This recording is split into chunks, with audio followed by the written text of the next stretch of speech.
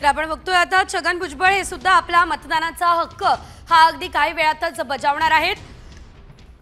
छगन भुजबळ हे आता मतदान करण्यासाठी पोहोचलेले आहेत आणि त्यांच्यासोबत मोठ्या प्रमाणात कार्यकर्ते सुद्धा उपस्थित असल्याचं आपण या दृश्यांच्या माध्यमातून बघतोय।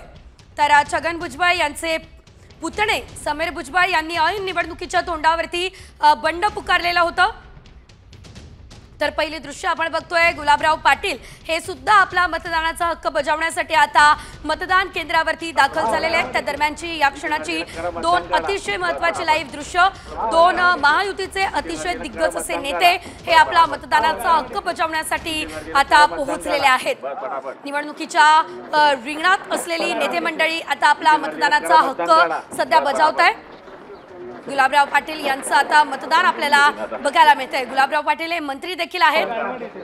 सध्या जर आपण बघितलं तर अतिशय आक्रमक असे राहिलेले छगन भुजबळ, मनोज जरांगे पाटील यांचा मुद्दा जरी असला तर येवला या मतदारसंघामध्ये छगन भुजबळ यांच्या विरोधात मनोज जरांगे पाटील यांनी मोठ्या प्रमाणात सभा घेतलेल्या होत्या आणि मी कुणाला पाडणार हे बोलणार नाही, मात्र त्यांना जनता पाडेल असं थेट आव्हान छगन भुजबळ यांना मनोज जरांगे पाटील यांनी सुद्धा दिलेलं होतं।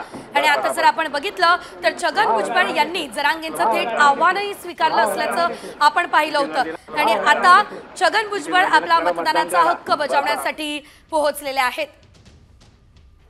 ही त्या दरम्यानची आपण लाईव्ह दृश्य सुद्धा पाहू शकतोय। या ठिकाणी सुद्धा अतिशय चुरशीची अशी लढत बघायला मिळणार आहे। अनेक टर्म पासून छगन भुजबळ हे आमदार राहिलेले आहेत, मंत्री सुद्धा ते आहेत आणि सध्या जर आपण बघितलं तर निवडणुकीच्या रिंगणात असलेले छगन भुजबळ ओबीसी विरुद्ध मराठा असा जो वाद सध्या आपण जर बघितलं तो निर्माण झालेला होता। संपूर्ण राज्याच्या राजकारणामध्ये त्या वादानं एकच खळबळ उडालेली होती। लोकसभेला सुद्धा फटका खरं तर या वादाचा बसलेला होता आणि आता छगन भुजबळ यांच्या मतदारसंघामध्ये सुद्धा छगन भुजबळ यांच्या विरोधात मोठ्या प्रमाणात प्रचार मनोज जरांगे यांनी केला।